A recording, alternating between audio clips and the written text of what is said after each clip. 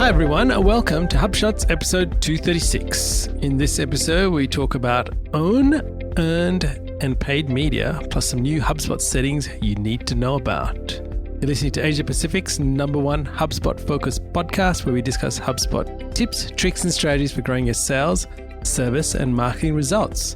My name is Ian Jacob from Search and Be Found, and with me is Craig Belly from Zen Systems. How are you, Craig? Yeah, really good. I was going to put a news item out about this on Facebook, but unfortunately no one had seen it. No, that's right. No one's seeing your news stories, Craig. No, that's right. So that brings us to shot one of the week, which is our growth thought and the Australian government versus Facebook. Yeah, look, I'm not actually going to go through this in the show. I've got plenty of all my thoughts in the show notes about it, covering what's happened. I just feel like everyone's probably across the story. We're recording on Monday, the 22nd. By the time you hear this, listeners, will be the Friday, so it's almost like a week and a half since it happened. But the thing about the whole Facebook taking news out of it for Australia, I think really highlights this whole idea of don't build your house on rented land. Absolutely, Craig. I could not agree more. And I think we've spoken about this many times, haven't we? We have. We've covered it in the show, and I do want to cover it later in Shot 8. We'll talk about this in more depth and how you should be approaching it, in our opinion. But we couldn't really let it go past without at least acknowledging it in the show. It's a massive story here in Australia, of course.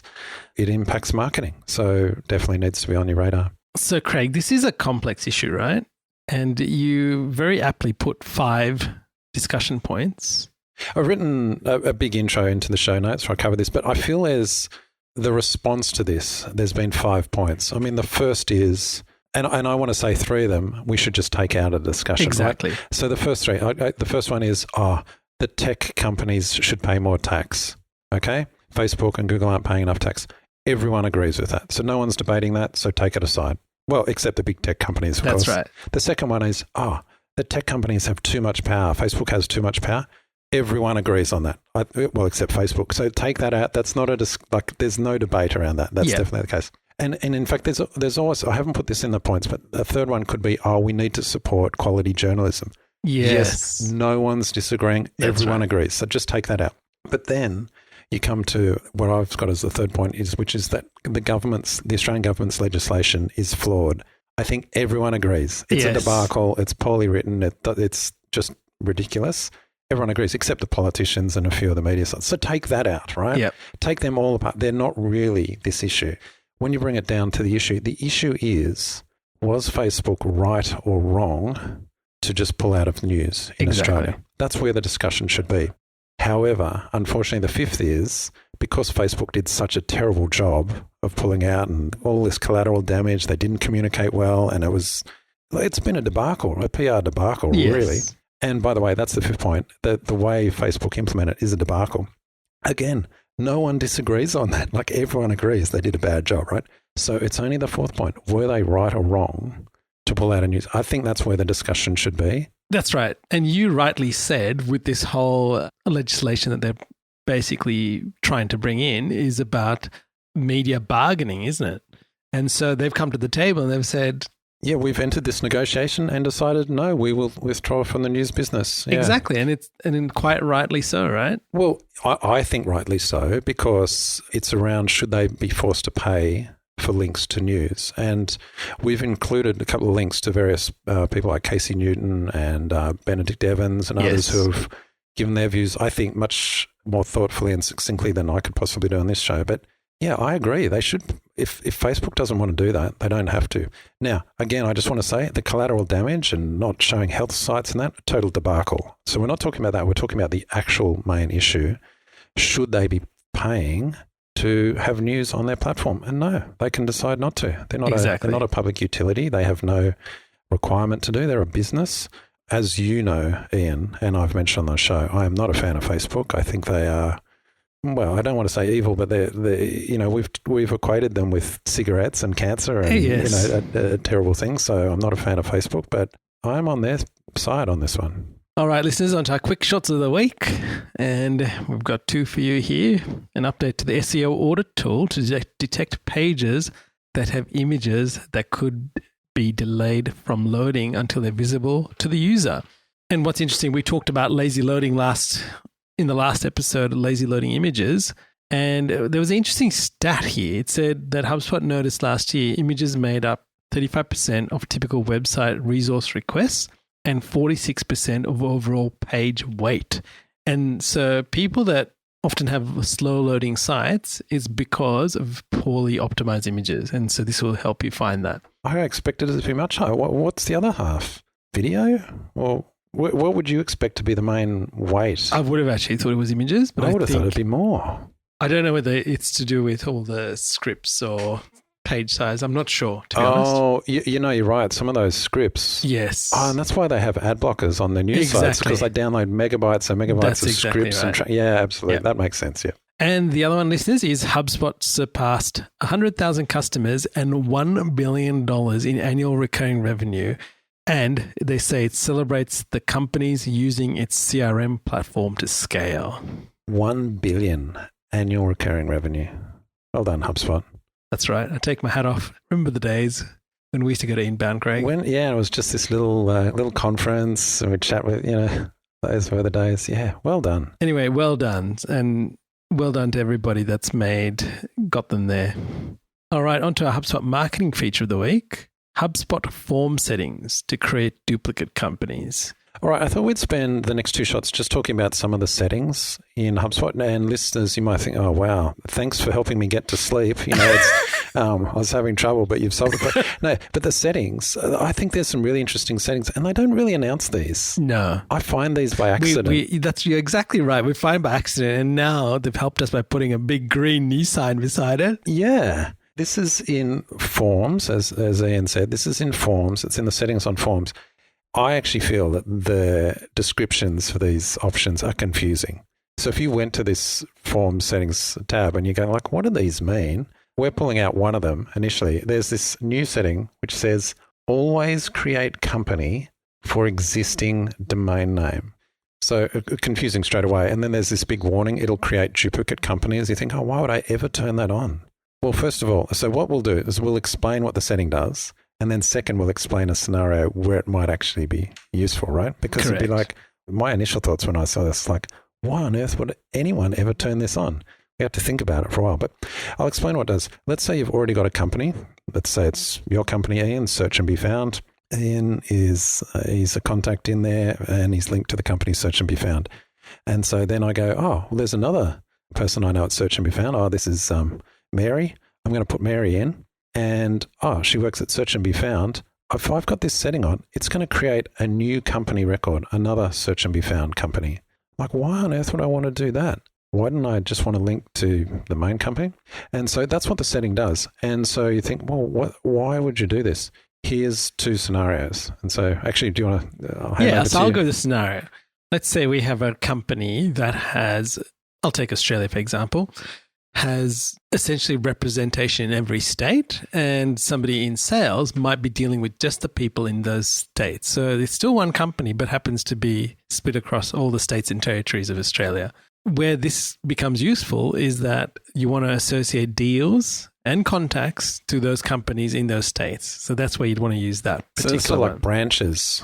Exactly, like branches. Another one would be... Well, franchises would be the good example of that as well. Yeah, they're kind of separate franchises. They have the same domain name. Exactly. Have the same company name, but you can create them as separate companies to keep them all contained. As you said, deals, but also owners of that particular company. That's right. And the other thing to remember, listeners, is that you can have parent and child companies. So you can have a main kind of head office company and then have these child franchise companies or branches all linked to the parent. Right. So that's that setting. There's another setting. We'll cover it in the show notes. By the way, you can sign up, hubshots.com/subscribe. They've got this one called Always Create Contact for New Email Address, right? Yes. Now, that's the old cookie setting. And that's again, right. You might go, well, why on earth would you not have... I explain in the show notes what that actually means because it's confusing and where you should use it. All right, onto our HubSpot sales feature of the week. And this is to do with the deal settings for default deal amount. Have you seen this option before? Is this new? Yes, it is new because I've been playing a lot in the settings recently and I did see it and I haven't delved too far into it, Craig. So tell us more. All right. So it's, again, this is settings. So yes, listeners, if you weren't able to get to sleep from talking about form settings, we're talking about deal settings now. And by the way, this is where I think just having an understanding of some of the settings, getting them right, makes a big difference. We've been into portals where they don't have some of these basic settings on. Yes. And just by turning some on, massive difference. Auto associations with contacts, all this, it just saves a ton of time. There's ones like automatically set insights or companies that you just turn it on. And it's like, oh, wow, all this power unleashed. So well worth knowing settings, folks. But this one, set the default deal amount that should represent a deal. And they've got this drop down where you can choose the various options. Cut to the chase. It's when you're creating a deal, is the deal amount based on like the annual recurring revenue? Is it monthly? Is it total value? And this is the problem, because when you're adding those product lines, you might have had, it's $2,000 a month. Correct. So then you're like, what do you set the deal amount to? Yes. Should it be $2,000? Yep. Should it be $24,000 for the year? You can decide. And I think this is a great addition. I've only just started playing around with it. For us, we like to report on things at a monthly level. So even if we've got a year-long client and it's going to be X thousand a month, we still only report on that first month. So you do monthly recurring revenue. Monthly recurring revenue, yeah. Whereas I know for some bigger corporates, they're really interested in the overall deal size. Exactly. It affects commissions, all that kind of thing. So your mileage may vary, but this is a setting which I've long wanted, actually. I've been frustrated with some of these. I totally agree with you, Craig. Yeah. So get started on. I've only just started playing on this now, but I think this is great. This is a little thing, Ian. Correct. It's the little things, but makes such a massive world of difference. All right, now onto our HubSpot service feature of the week, Craig. And this is another little setting that we're talking about. This seems to be the show of settings, Craig. And this is to do in the knowledge base, to do with related articles. So essentially, it will appear at the bottom of every article, helping your customer to find answers that they need and relating articles based on the article relevancy. And it's just something you got to toggle and it'll appear there straight after. You know what I would like?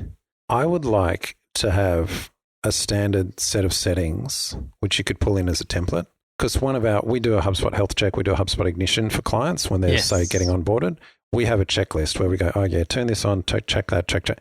I'd love to have that as a little template. Correct. A little XML file or something. I'd just go, load settings. And I'd have our standard setup for big companies. I'd have a standard setup for SMEs, franchises, and I should put that in the product wish list. That's right.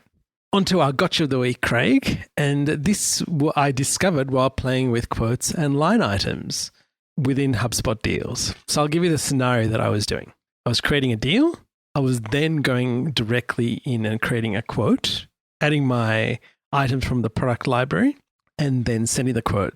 Now, if I gave a discount on the quote, what I discovered, the end value did not reflect in the deal value. Oh, so can I check? Are you doing a discount as a line item or discount on the line items? I was giving a discount as a line item. Right. Kind of like tax is a line item. That's exactly right. And then I was like, hang on, this is not lining up. And then what I did was I tested it out by updating the line value items and giving the discount on those. And then I saw a pop-up saying, do you want to update the deal value? And then it worked. And then I could regenerate a quote if that's what I needed to do. But essentially, you could get caught out really quickly here because I was going through deals and I was thinking, hang on, I'm sure that wasn't that value. And then I had to go check the quote and go, oh no, it was different value because we gave a discount, like a family and friends discount. And we're like, oh, hang on, what's going on here? So just be aware that this can happen. And there are arguments as to why it should happen. But like you rightly say, there is an argument that it should remain the way it is. All right. A marketing tip of the week, Craig. The future of Google Ads. Yeah, just a few thoughts here. And this is thanks to you because you sent me an excellent presentation by Mike Rhodes talking about Google Ads and the future of Google Ads. And, well, you and I have both done Google Ads for what I'm going to say more than a decade. We have. A long time. And I feel I'm struggling to stay on top of Google Ads now. And in fact, we've hired a specialist. We have a full-time Google Ads specialist. Yeah, yes. You do as well. It's because I just can't stay up to date, right? I guess I've got the big picture, and the themes, but like all the product nuances, I have to admit I can't do it now, right? This presentation just showed me how much it's changed, even in the last 2 years. I'm just like, wow, Google Ads is changing. And the key things, and I think this is what we wanted to highlight to listeners, because you're probably working in marketing. You're probably not hands-on with Google Ads yourself, but you are managing maybe people that are looking after Google Ads. It is changing very much from a expertise-based manual bidding approach from maybe a couple of years ago, very tight ad groups, keywords and, SCAGs and all that kind of stuff, to very AI, machine learning driven, where you let Google work it out. And I've always been reluctant because I want control. I want to control the bidding and all this kind of thing. But the amount of data that Google has access to that we don't. And in the presentation, he's even talk about some of the things, how he says Google takes into account the weather, as seasonal adjustments, time of day, is it overcast, all these kind of factors based on where the audiences are. He even saying even their screen, whether they've got light or dark. That's right. Screen contrast, things like that. Nothing that we could ever hope to be across. They're doing that on the fly. All of this, along with audience working out. And of course, the main thing though is you need enough data to feed the machine in order to it. But it's changing. And so even in this interim part where maybe Google makes more mistakes than, getting it right, but that's where it's headed. And it seems like by the end of this year, it's just let Google work it out. Google, here's what we want. You work it out. Even the ads, the type of ads. Exactly. It's we don't even know the ads people are seeing now because Google, with their responsive ads, is really just changing headlines on the fly and working out. I was kind of jolted when I just saw how I've kind of always known, we see it leaning, but it's no, it's here. Yeah, and I think what's interesting is that this probably started a few years ago, but one thing that he mentioned was it's actually starting to work now. So your ability to outpace that machine is getting less and less. And what we understand is that we got to give it the right input. So one of the really key things that we have discovered is that making sure our tracking's correct. We've got the conversion actions correct. We're tracking those goals like we should, because if you've got the wrong things you're tracking for, the machine's working off that data, right? So if that's incorrect, we're heading for the wrong result, which then doesn't help the machine optimize itself. I think that's right. So the skill is, as you said, setting it up right and pointing it in the right direction. Correct. And so you still need extreme skill for that. And you also need someone that can look at it and work out whether it's working and it has got enough data. And also, and this is the big problem, this is the issue I have with Google, they have all those recommendations, the suggestions to optimize your campaign. And you look at those and half of them are terrible suggestions. Yes. So you still need the skill to not apply those, which we know about, but yet give it enough freedom so that it has enough data for the AI to kick in. All right, on to our Insight of the Week, Craig. Owned, earned and paid media and the importance of owning a range of content assets and channels. All right, so this is following on from shot one when we talked about Facebook. Really, the lead up for that at the start of the show was to highlight that the main takeaway that marketers should take from this Facebook thing, never mind the issue of whether Facebook should or shouldn't do it, it's that if you are too reliant on one channel, then you are putting yourself at risk. So you need diversification. You need a portfolio of channels. And there's got to be a balance between not going overboard, as we've chatted in previous episodes. You've got to get your focus down, but you still need enough diversification that you don't get caught. If you're a news site purely relying on Facebook, then last week your business just died, gone. Exactly. Right? So this is a reminder. Don't build your entire house on rented land, as we've said many times, but to have other channels. And so I kind of feel that the main channel that people should definitely have is an email list that they're building. That's right. Cleansing and constantly communicating with. Yes. In a relevant way. And then you use all those other channels to build that email list. You've put it so well, Craig. And I think the other thing is your own website, right? Think about how you utilize that, the content on there, and what the intention is when you're building that. Now you can diversify that again, but building that as your asset, that's something that you're going to keep, right? That's definitely an owned asset. That's right. Yeah. And we won't go into owned, paid and earned in here. I've got a good link in the show notes that talks about it. But yeah, own your website and the content, build that out. And you might think, well, of course we do that. Well, no. There's many businesses that start today where they go, oh, we just have a Facebook page. Exactly. And we use Instagram ads or something like that. Okay, that's great if you're not, your livelihood not depending on it. But If it is, you need to diversify. And by the way, the flip side, which is, we just have a website and rely on Google, again, risky. The Google algorithm changes, suddenly you're not appearing at all. So you've got to have this diversification, the portfolio of engagement channels, but build your email list. Use them all to channel into an email list. All right. We've got a few resources of the week, Craig. And the first one I thought was really interesting was the total number of links pointing to a website is irrelevant to Google, says search advocate John Muller. I thought that was rather interesting. I thought it was interesting. I saw the headline. I haven't dug into it yet, but it seemed, is there some context around that? Because is it talking about quality versus quantity? Exactly. Or is that is exactly right. So, because the links are still a ranking factor, right? They are. And I think what it highlights is the importance of having a relevant quality links and not gaming the system with all of these things that people do with SEO. So that's one of the ones. And I put a link into How to Learn Google Analytics, the Ultimate Beginner's Guide. And this is from our good friend. Oh, it's Benjamin. That's right. It loves data. I'm just checking out that link now. Awesome. And I love his stuff. It's just, he's a great teacher. And anyone who wants to learn more and get educated, especially with GA4, so Google Analytics 4, I'd recommend you look at that guide and learn more. Craig, on to our quote of the week. And this is from Anna Quindlen.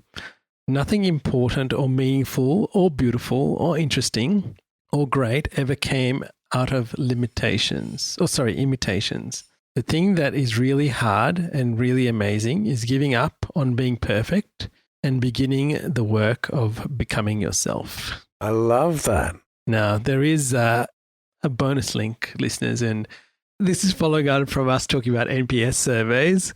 And I thought this is very funny, Craig. It's via Scott Birkin on Twitter. And it says, you've got to look at the screenshot, listeners, but it says on a scale of 1 to 10, how likely are you to recommend Net Promoter Score to a friend or colleague? And I'm not going to say what the results are because you should go and have a look at the screenshot yourself. Just getting serious on this on a minute, I do struggle with NPS as being useful, actually. And that's in previous episodes, I've kind of asked you those questions. Correct. This is not from a position of knowledge, by the way, of me saying, I've looked at it and I have concerns about it. This is from a position of ignorance. So I'm like, I just don't get it. And the reason I don't get it is because it's based on when I base on my actions, because you don't give feedback? Well, I give feedback, but sometimes it's just whether I've had my coffee or not. Right. I'm like, I haven't had my coffee. 3.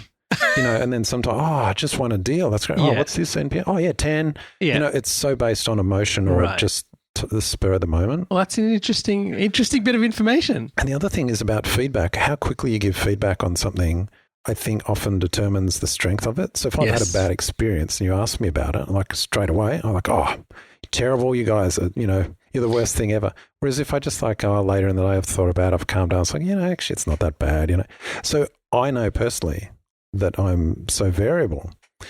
And there's always a danger of assuming you are the norm, that everyone else is. And perhaps with enough people that all averages out, right?